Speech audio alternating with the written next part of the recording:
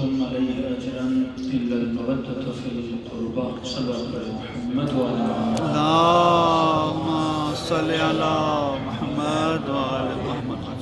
دعا ہے پروردگار عالم ہم سب کا یہاں پر آنا اپنی بارگاہ علی میں قبول فرمائے اور جس مقصد زندگی کی خاطر اس سرزمین پہ تشریف لائے خدا اس مقصد زندگی میں بھی ہم سب کو کامیابیاں کامرانیاں نصیب فرما دے.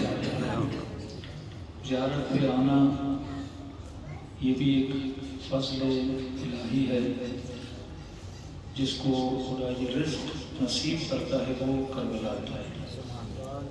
لیکن یہاں آنے کے بعد معرفت حاصل کرنا یہ انسان کا اپنا گناہ ہے. یہاں تک لانا خدا کا کام تھا. اب اہل بیت سے وہ غذا و معرفت وہ رزق آخرت لینا یہ آپ کا کام ہے.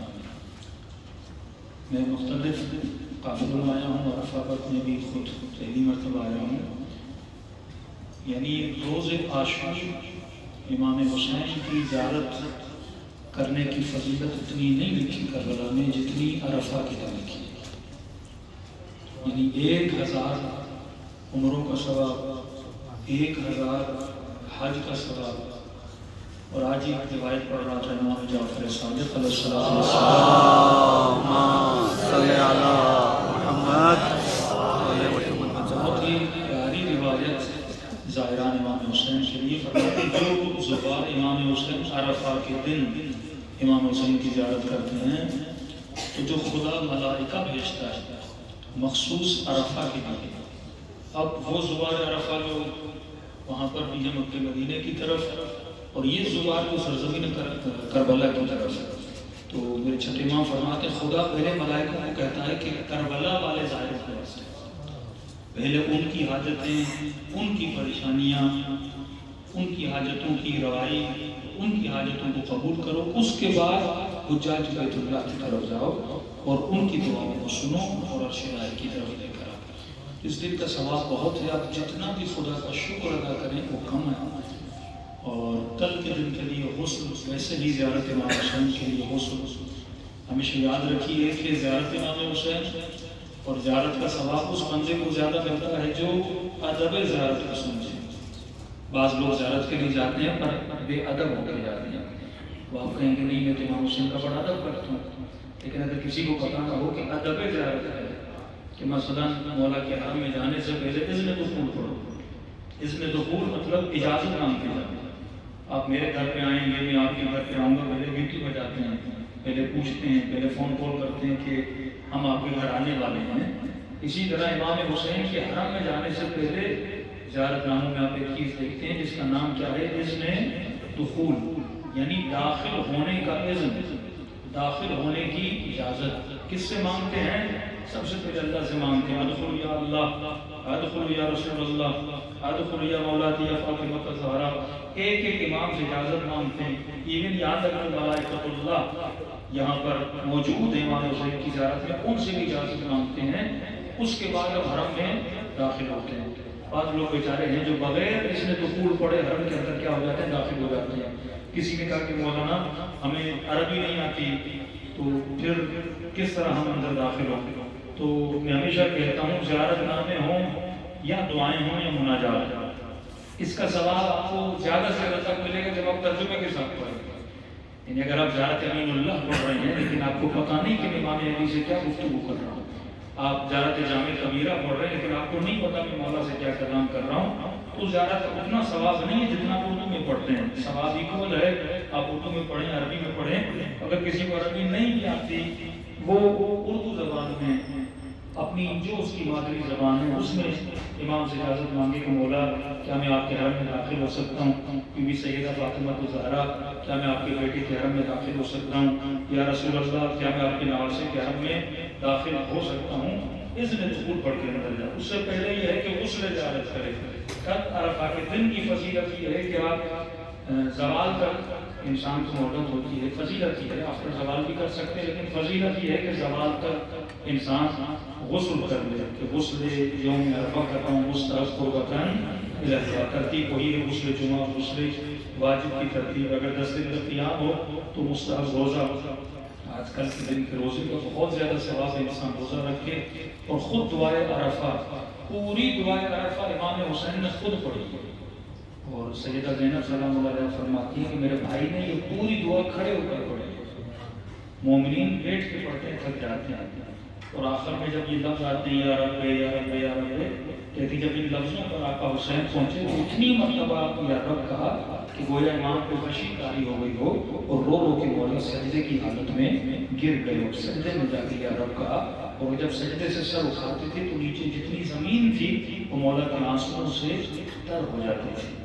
دعائے عرفہ سے پہلے انشاءاللہ ترتیب عمل بتائیں گے، 2 رکعت نماز بھی ہے، نماز مغفرت، گناہوں کی مغفرت کے لیے، اس نماز کے لیے مستحب ہے کہ انسان آسمان کے نیچے پڑھے، اب کیونکہ گرمی بہت ہے دعا اندر پڑھیں گے، لیکن کم از کم آپ نمازیں، کل کا جو عرفہ کا ٹائم ہوگا 3 ساڑھے 3 بجے آپ لوگوں کا ٹائم ہے، تو اگر ہو سکے نمازیں صبح حرم میں ادا کر لیں، یا حرم کے کسی صحن میں یا بین الحرمین میں کھلے آسمان کے نیچے 2 رکعت آپ نماز پڑھ لیں، باقی اعمال آ کے آپ اپنے ہوٹل میں بھی آگے کر سکتے ہیں۔ کل آپ سمجھیں استغفار کریں، فرماتے ہیں وہ شقی انسان ہے جو کل بھی نہ بخشا، ایک شب قدر کے لیے ہے، ایک یوم عرفہ کے لیے، اگر عرفہ کے دن بھی علماء فرماتے ہیں انسان نہ بخشا گیا تو پھر انسان کو کب بخشا جائے گا؟ اتنا بڑا عظیم دن، رحمت والا دن، اپنے لیے بھی دعا کریں، بلاخص اپنے مرحومین، اپنا مرحوم بھائی باپ والدہ جو بھی ہے، اس دن خدا کی مرحومین کو اجازت دیتا ہے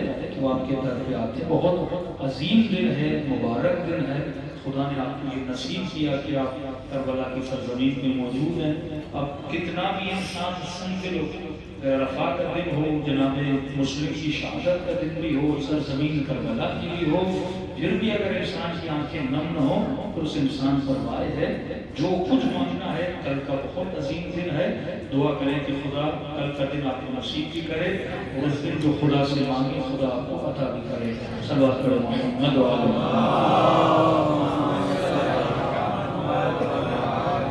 محمد اجل فرجہم۔ بس مقصد زیارت کہ آج کی رات ہونے کی رات ہے، آپ جلدی بھی سو جائیں، اگر نصیب ہو سکے تو نماز شب بھی کل امام حسین سے ہم ادا کریں۔ دوسرا یہ ہے کہ کل جو بھی دعا مانگنی ہے، یعنی زیارت امام حسین کی جو فضیلت ہے کہ دعائے عرفہ یہ استغفار کی دعا ہے، سب سے بڑی فضیلت کل زیارت امام حسین کی فضیلت ہے۔ ایک تو وہ زیارت آپ امید میں پڑھتے ہیں، ایک مخصوص زیارت ہے عرفہ کے دن امام حسین کی، اور اس کی سب سے زیادہ فضیلت ہے امام حسین کے گنبد کے نیچے پڑھنے کی۔ امام ہادی علیہ السلام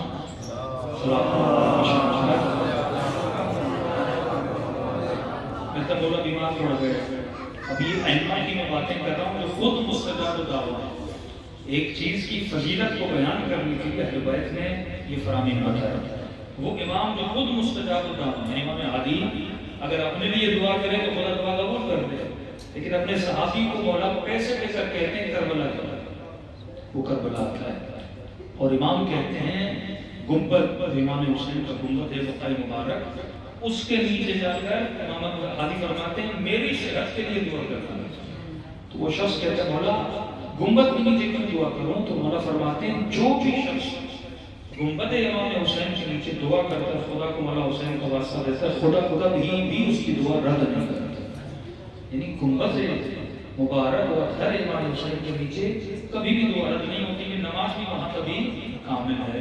تو کل زیارت کا ثواب کوشش کریے گا، اگر گنبد امام حسین کے نیچے آپ پڑھیں گے اس کا ثواب 1000 گنا زیادہ ہے، 1000 اور 1000 حجوں کا ثواب ہوگا۔ صلی اللہ علیہ وسلم۔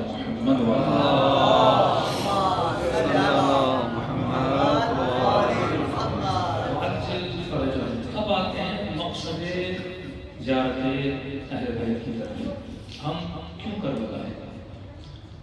ایک تو یہ ہے اپنی حاجتوں کو مانگنا، وہ تو ہر غریب امیر کی طرف پہ جاتا ہے مانگنے، ہر اسیر آزاد کے پاس جاتا ہے مانگنے کے لیے، یہ تو دنیاوی چیزیں ہیں، اصل میں ہمیں حضرت سے کیا مانگنا ہے؟ کون سی آزادی، کون سی دعا؟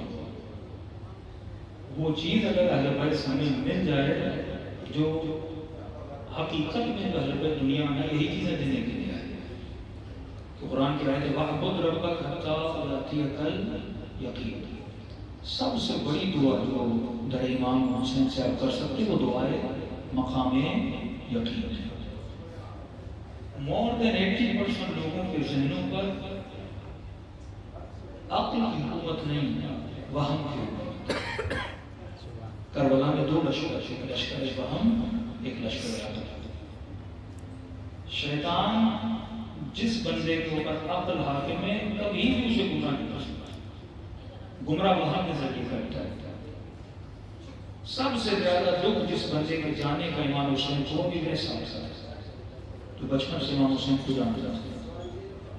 سب سے زیادہ مکالمہ جس سے امام نے کی ہے، جسے سمجھایا ہے تو ادھر آ جا. آخر میں کہا مجھے نہیں پتا کہ جنت حسین کی طرف ہے کہ جانتا ہوں، تجھے نہیں پتا نجات میری طرف ہے کہ جانتا ہوں، تجھے نہیں پتا میں حق پر ہوں کہ جانتا ہوں، کہ پھر کیوں مجھے چھوڑ دے. کہنے لگا حسین شیخ تھا اس کا، میں جانتا ہوں کہ جنت ملے گی اگر آپ کی طرف آؤں گا، لیکن رائے کی حکومت کی محبت میرے دل میں زیادہ عزیز ہے. تو امام حسین نے کہا کہ یہ جو وہم تیرے اوپر غالب ہے نا کہ تجھے رائے کی حکومت ملے گی، تو امام نے فرمایا رائے کی حکومت تو دور، وہاں کی گندم کا دانہ بھی تجھے نصیب نہیں ہوگا.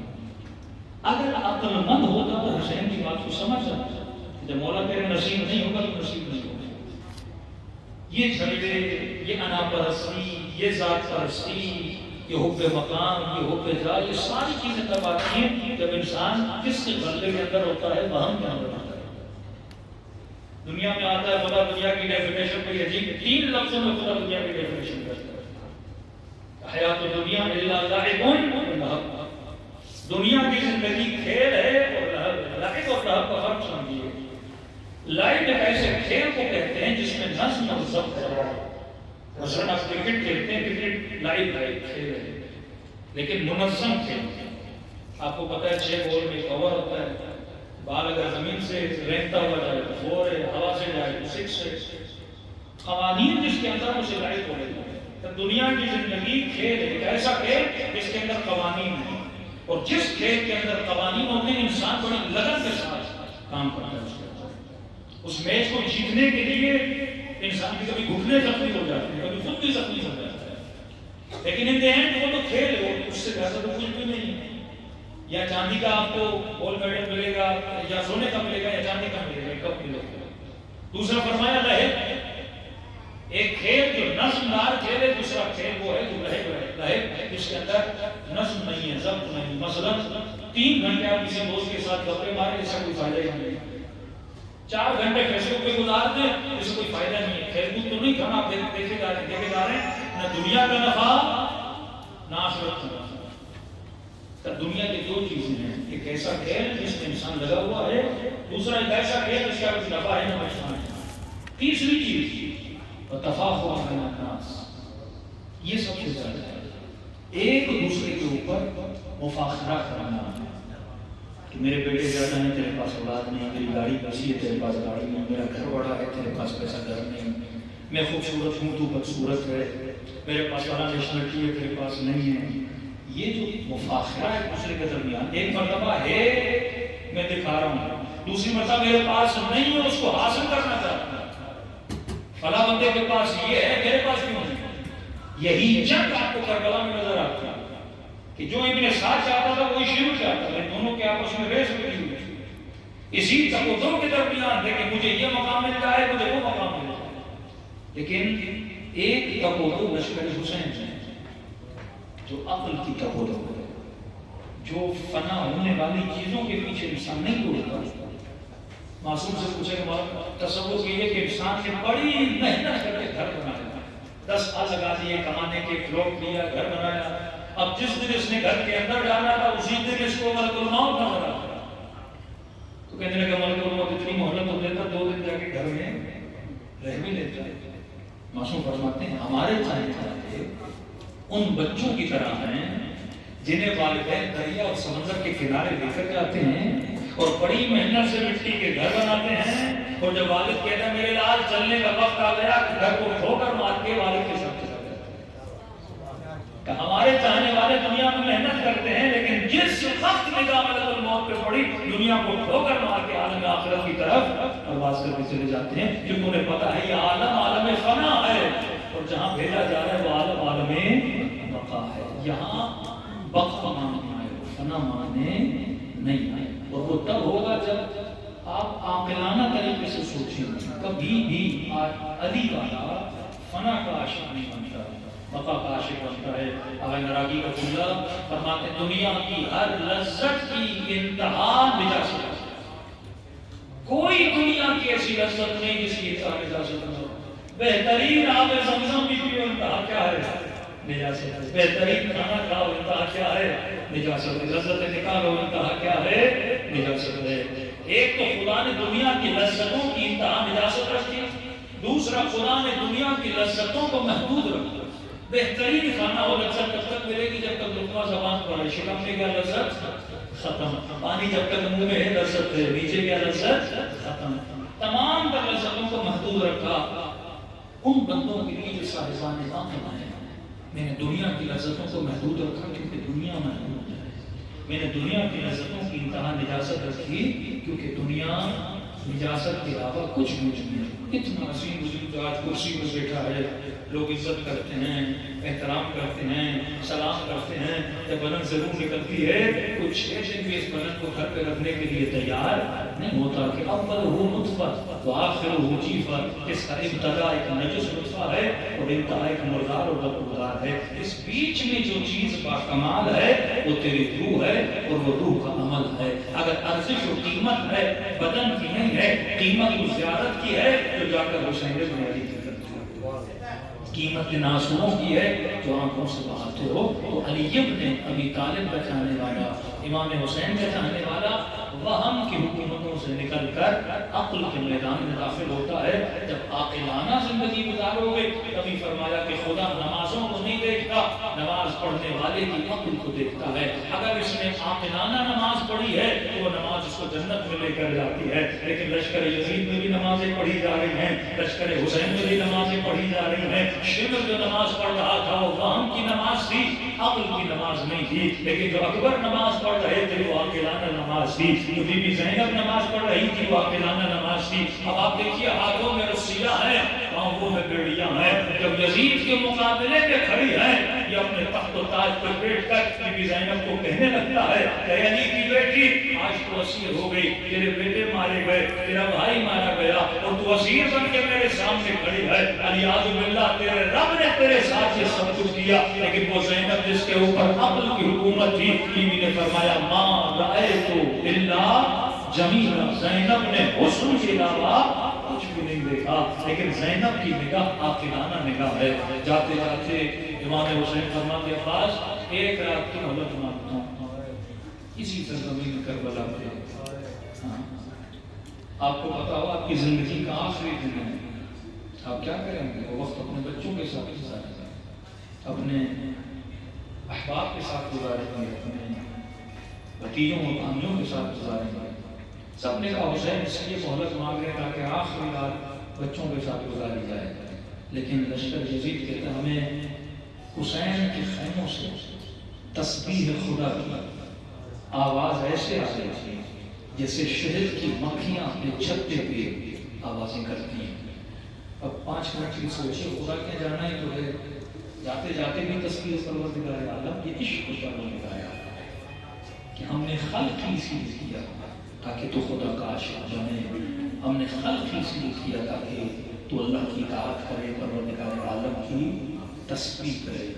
یہاں تک کہ جب نئی سینے پر سوار تھا سب سنتے ہیں مولا حسین نے کوئی ایسا معصوم نہیں جس نے جاتے جاتے سجدہ نہ کیا. کسی نے میرے امام زین العابدین سے پوچھا مولا ہم نے سنا ہے یہ مشہور مصیبت کا جملہ ہے نا کہ حسن کے بدن پر تیر تھے اور حسین کا بدن تیروں پر تھا. تو اس شخص کے ذہن میں سوال پیدا ہوا کہ مولا ہم نے سنا ہے آپ سے کہ آپ کے بابا حسین نے جاتے جاتے آخر سجدہ کیا, رضا برضا اے خدا حسین تیری رضا بے راضی ہے اور تسلیم بے امرے, تیرے حکم کے سامنے تسلیم کیونکہ لا معبود سوا تیرے علاوہ حسین کا کوئی رب نہیں ہے. کہ مولا جو بدن تیروں پر ہو اس نے سجدہ کیسے کیا؟ سجدے کے لیے تو زمین چاہیے نا. میرے آقا حسین پھر امام زین العابدین نے فرمایا تو نے سچ کہا میرے بابا کا وزن تینوں پر تھا. اس حال میں بھی میرے بابا نے اپنے دونوں ہاتھوں سے مٹی کو جمع کرنا شروع کیا. اس قدر مٹی جمع ہوئی کہ میرے بابا نے اس خاک پر سجدہ کیا. یہ وہ خاک ہے اسے خاک شفا بولا جاتا ہے. جتنے سجدے کر سکیں اس زمین پر سجدے کریں کیونکہ یہ وہ زمین ہے جس پہ حسین کا خون بہا. یہ وہ زمین ہے جس پہ سکینہ متماتی رہے. یہ وہ زمین ہے جس پہ علی اکبر نے اپنی ایڑیاں اڑی. یہ وہ زمین ہے جس پہ علی اصغر کو دفن کر دیا گیا. چھٹے امام کے یہاں محفل مصیبت تھی. جب صحابی باہر نکلا نا تو امام نے فرمایا تو نے ہر رونے کا حق ادا نہیں کیا. اس نے جیب سے رومال نکالا مولا آنسوؤں سے گیلا. امام نے فرمایا میں نے یہ نہیں کہا تو رو جا. میں کہہ رہا ہوں تو نے رونے کا حق ادا نہیں کیا. کہنے لگا مولا حق ادا کیسے ہو سکتا ہے؟ ایسے ہو یا کرو جو سے دونی ماں جوان ہوتے ہوئے راشد ہو جائے. ایسے ہو یا کرو جو سے ہماری دادی زہرا ہو جاتی ہے. ہمیشہ امام حسین کی کرم نوازی کا یہ واقعہ سناتا ہوں پھر مصیبت کی ابتدا کرتا ہوں. الحمدللہ آپ یہاں پہنچ گئے. لیکن جب کوئی زائر کربلا آتا ہے نا وہ زائرین جو نہیں آ سکتے وہ بڑی حسرت سے کو دیکھتے ہیں. اور صرف دیکھتے نہیں امام حسین سے ایک شکوہ بھی کرتے ہیں مولا یہ سارے کربلا جا رہے ہیں ہم کیوں نہیں جا رہے. اسی طرح ایک مولا کا بوڑھا زائر تھا بیمار بھی تھا نیچے. اس نے دیکھا لوگ بسوں میں بھر بھر کے کربلا جا رہے ہیں.